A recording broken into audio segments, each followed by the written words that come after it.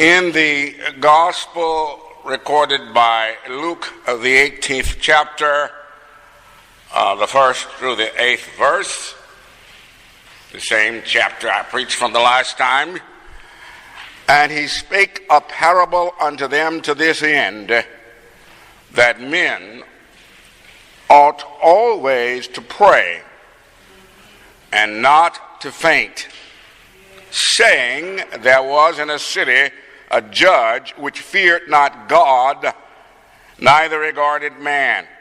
And there was a widow in that city, and she came unto him, saying, avenge me of mine adversary. And he would not for a while. But afterwards he said within himself, though I fear not God nor regard man, yet because this widow troubleth me, I will avenge her, lest by her continual coming she weary me. And the Lord said, hear what the unjust judge saith, and shall not God avenge his own elect, which cry day and night unto him, though he bear long with them? Our subject today is the power of persistent petitioning. The power of persistent petitioning. You know, I've heard people preach on this parable from time to time, and almost always they focus on the parable. And the parable is such an interesting parable that it is understandable why they would focus on it. But as I looked at this scripture for the last time before formulating the ideas for this presentation, I paid more attention to the first verse. And he spoke a parable unto them to this end, that men ought to always pray and not faint. This parable that Jesus tells is to make a point about a principle that Jesus is trying to project. And the principle is that people ought to be strong, that people ought to persist, that people ought to keep the faith. And he tells a parable simply to make that point, because points are made better with stories. Because if you have a principle that you want to project, it is always better to use people in the projection of that principle, because people always project principles better than just abstract concepts explained one after the other. So Jesus, you know, I've gotten to the place when you get old, you have a story for everything. And whenever I'm trying to tell kids something, I tell them the story. And kids don't like to listen to the story. Just get beyond the story. Just tell us. Tell us the truth. Tell us the principle. We don't want to hear the story. Well, the story is very important. I think we have too many kids today who have not heard the story. When we talk about Black History Month, we talk about having black people in high offices, political offices. That's wonderful. And kids carry on, oh, we have a black person who is in this office and a black person in that office. But unfortunately, too many of them have not heard the story. They do not know the story. So Jesus tells stories. And he tells the story about a woman who was a widow. And she goes to a judge in a city. And here about this situation is something odd, just awesome, that I thought about it yesterday. And I had a terrible time yesterday when I was supposed to be working on my sermon. Some kid came back, young man came back and brought his children. that they wanted, kid I met when I first came to St. Louis. I used to play ball with them in my backyard, so now he brings his kids to my house. And the kids don't just want to play ball in the yard, they want me to play with them. So I spent my time playing ball, and I should have been working on my sermon. But in the midst of all of that, I did think about some things. So in this story, Jesus tells about this woman, and it is a really odd story when you think of it.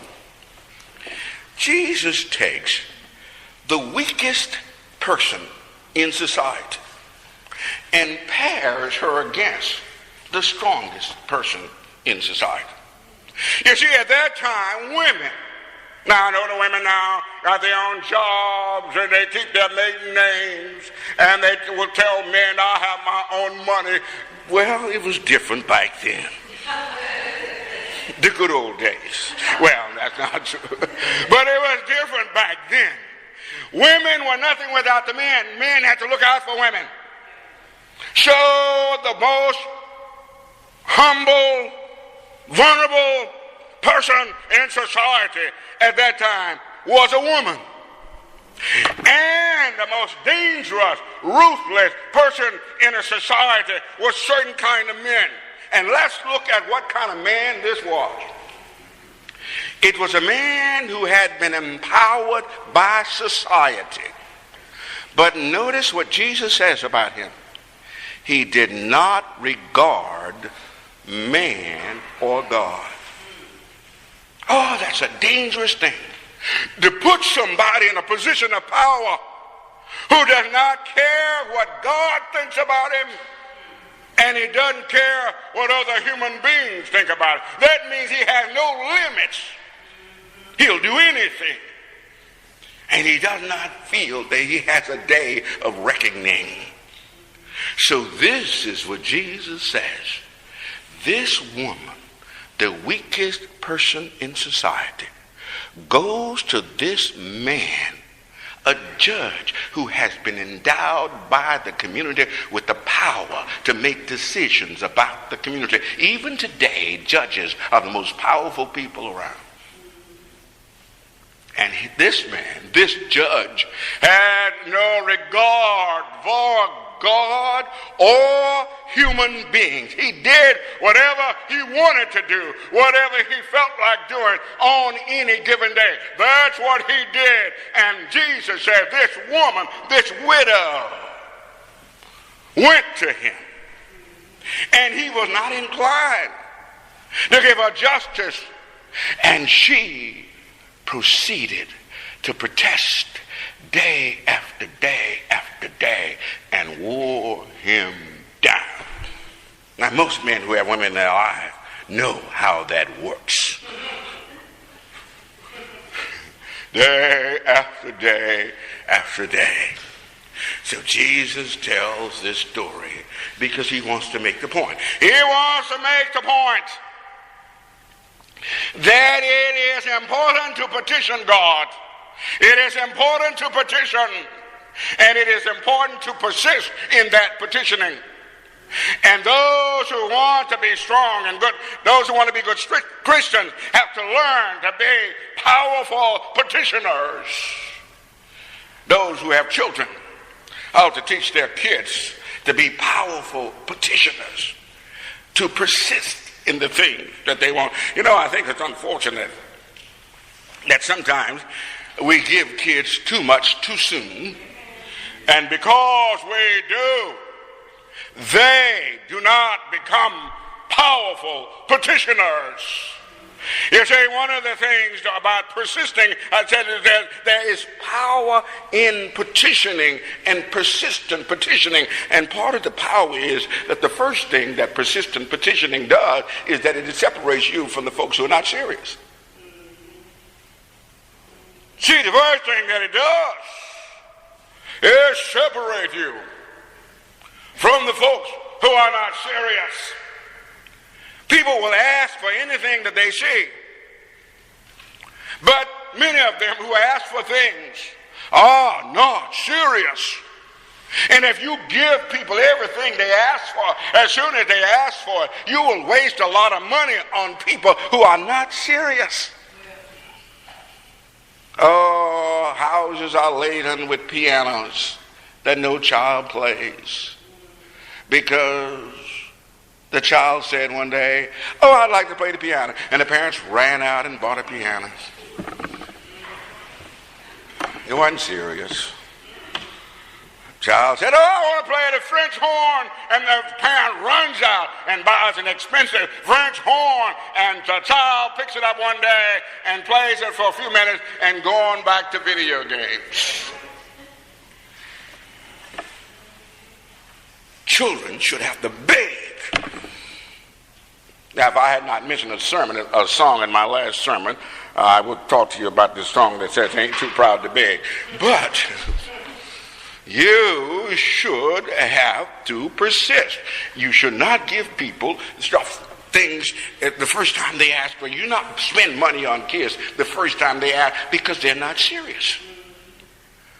If you are serious, you will persist. If you are serious when people laugh at you, you will continue. I had this boy in high school. He said he wanted to be a doctor. Now, we were in about the 10th grade. This little country kid from a little place, Metcalf, Mississippi. And he said, when they would ask, "What do you all want to be?" And he said, "I want to be a doctor." Well, we laughed at him and said, "You're not going to be a doctor. You don't even know where doctors come from." And he said, "I want to be a doctor." He said that in the 10th grade.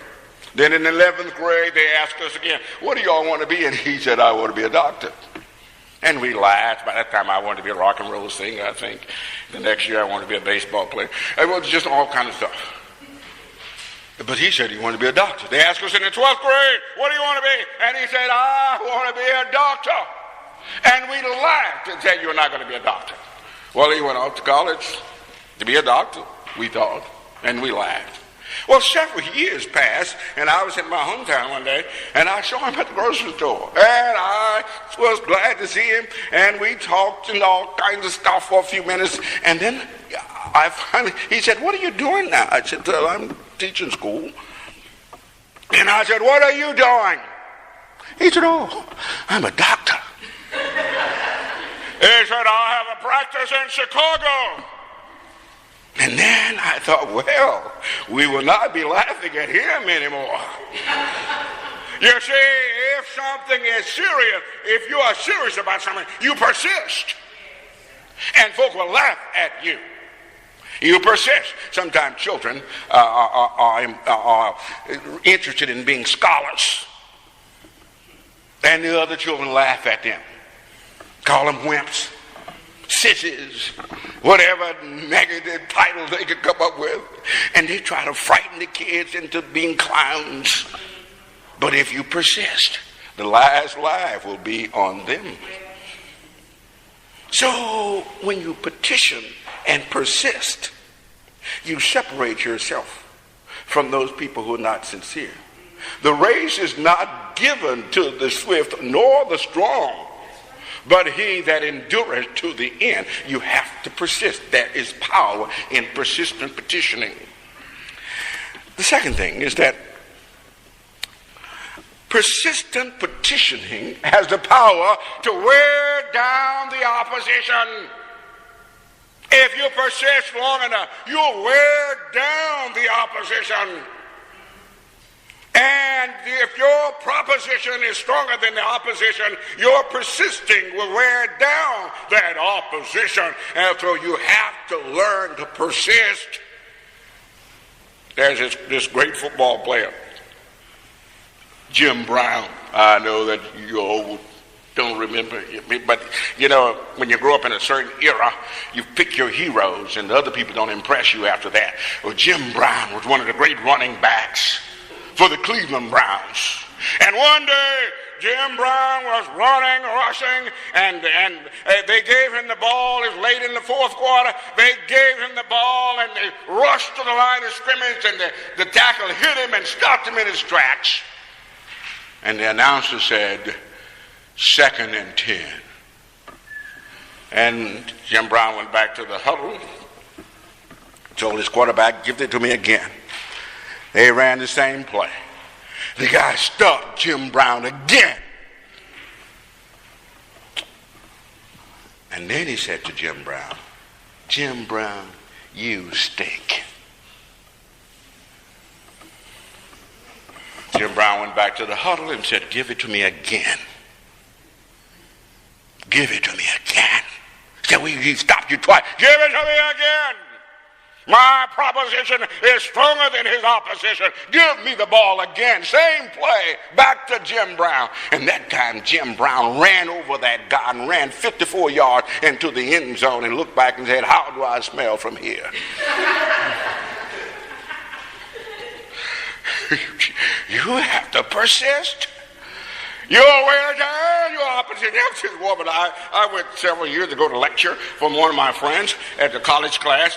I used to do a lot of lectures for classes that were preparing teachers to be teachers. And I had a friend at my school who was teaching at Webster University, and I went to her class to lecture to her students who were becoming teachers. And there was one young woman in the class, young black woman in the class. Her name was Tina. Hope she doesn't hear this sermon. This kid is taping all this stuff. And she was in the class. I lectured to them that Saturday. Well, that Monday when the professor came back to class, he said, Jenkins, that Bill said, one of the young ladies in the class wants to do her student teaching under you. I said, oh my God, I don't do that kind of stuff.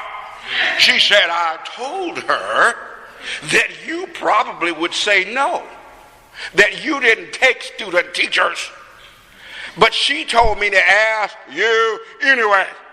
I said, well, you go back and tell her that you asked me, and I said no. Well, the next week, these guys met on Saturday, so the next Monday, this woman came back and said, Bill, I told Tina what you said, and she said she wanted to come anyway. She told me to ask you again. And I said to her, well, you tell her that it's not only me, but it's my students. My students don't like young teachers. They're accustomed to seasoned professionals, good people. And I said, I'll ask the kids. And I asked him, I said, there's this lady who wants to come here and get in our way and do her student teaching. And they said, oh, Mr. Jenkins, we don't want her here. She doesn't know how to teach. We don't have time. We're used to the best every day. Said she'd be confused. You don't teach from notes. You don't do lesson plans. That one would get lost here. So I went back and told Barb, the lady said, you tell her that my kids don't want her. She went and told her. The woman said, she said she still wants to come. I went back and told my students, that lady still wants to come here. What are we going to do? And they said, Mr. Jenkins, you stand up to her. You stand up. Don't let her come. We have a good thing going here.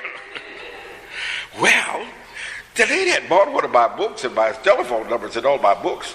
She called me in my house and said she wanted to come. And then she went black on me. She said, you know, you're the only African American out there.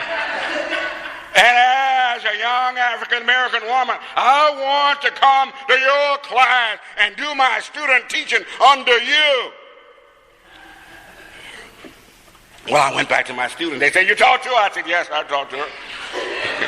They said, what did she say? I said, well, it's only 6 weeks. They said, oh, Mr. Jenkins, you gave in. But she wore me down. She will not take no for an answer. And she is the only young woman. She's the only person in all of my years of teaching. She is the only person that served her, did her student teaching under me. Because she persisted. Oh, there is power in persistent petitioning.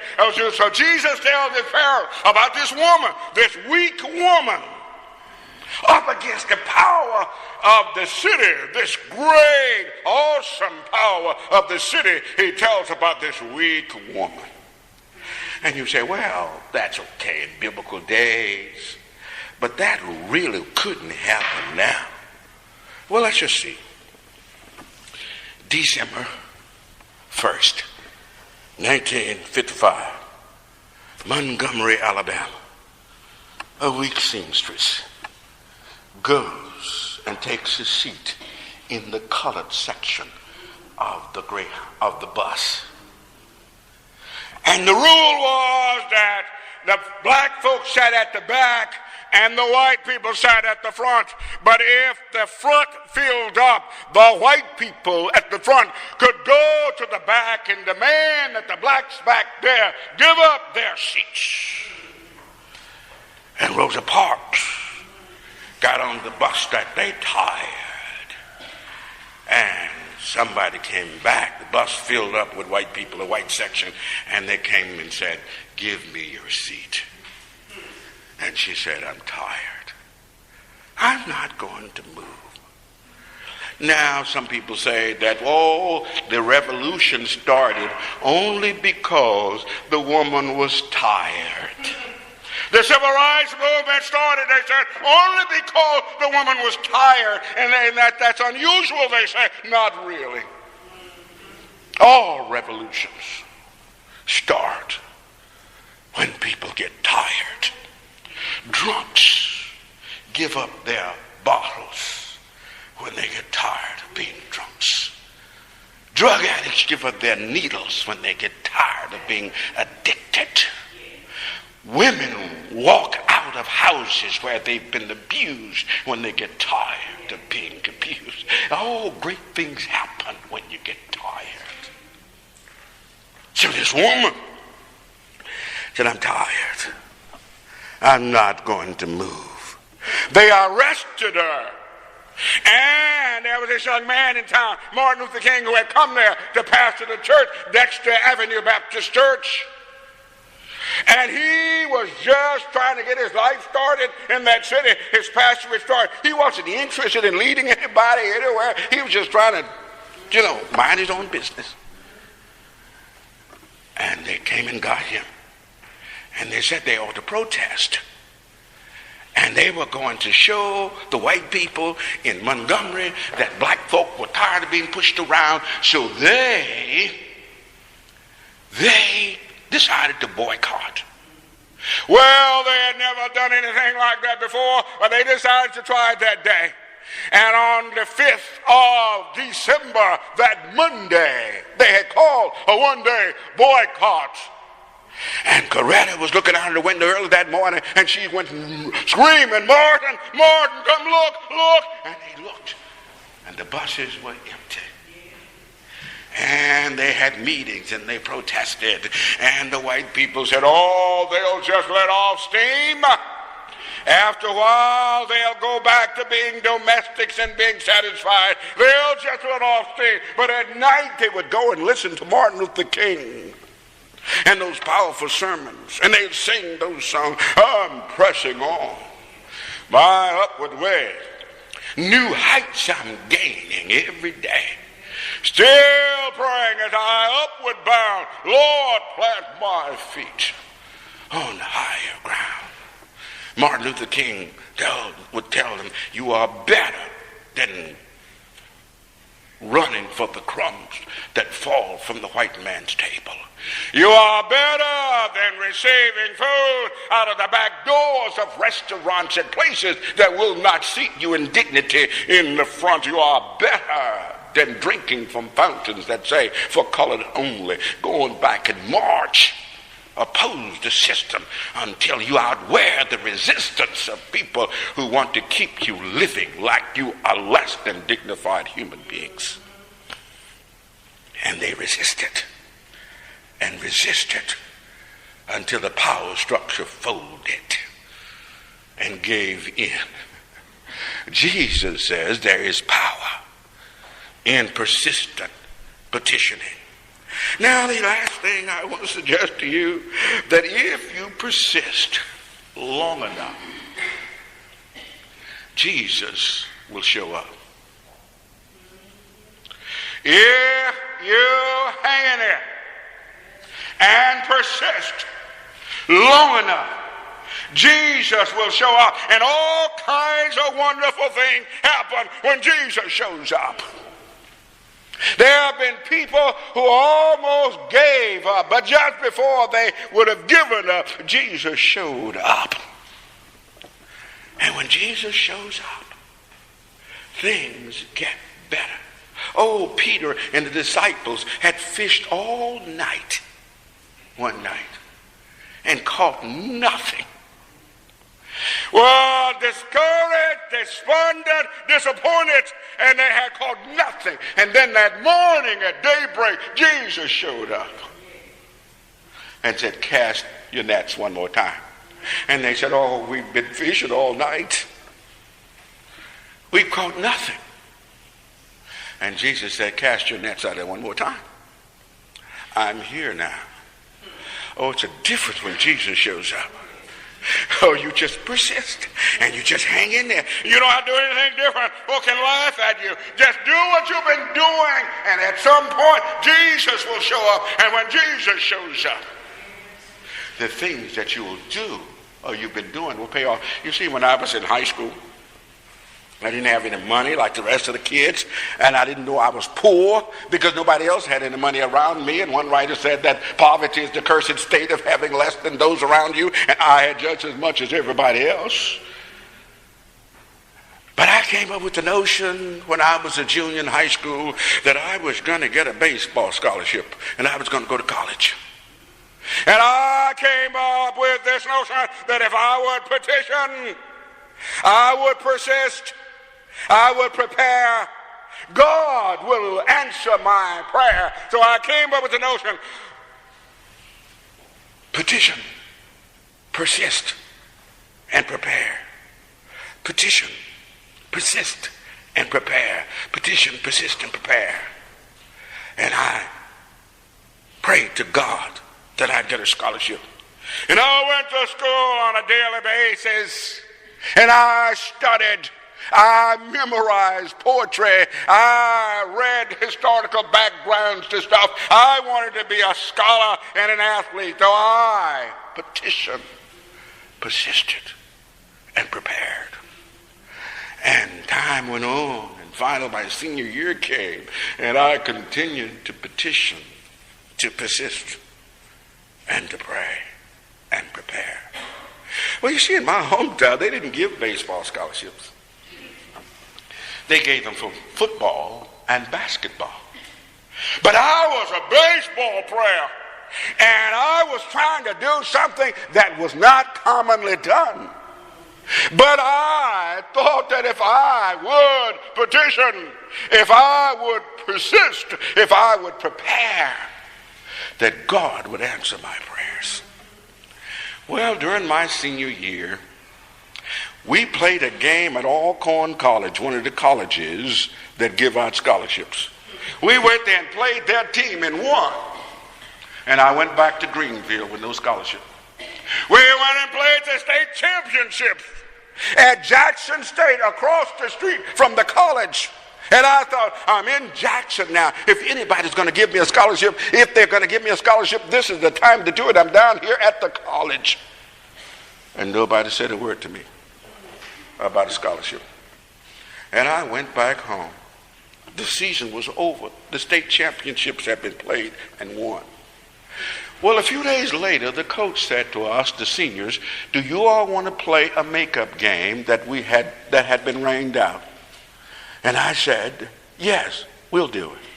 And we went out and played that makeup game. The scholarship offers had not come. The game didn't even matter. We were just playing it. I had been down to Alcorn College. I had been to Jackson State, and nobody there seemed to be interested in me. And I came back to Greenville, and we played that game. And I played that game the way we had played all the others. And I walked off the field convinced that I was not going to get a scholarship. I had been at the places where the scholarships were, and they said nothing. And there I was, looking toward the prospect of spending my life poor and dejected. And as I walked off the field, a man started walking beside me. And he put his hand on my shoulder and turned to see the jersey. Said, "You're number 18. And I said, "Yes." He said, "I have come here from Jackson State to give you a scholarship." Petition. Persist. Prepare.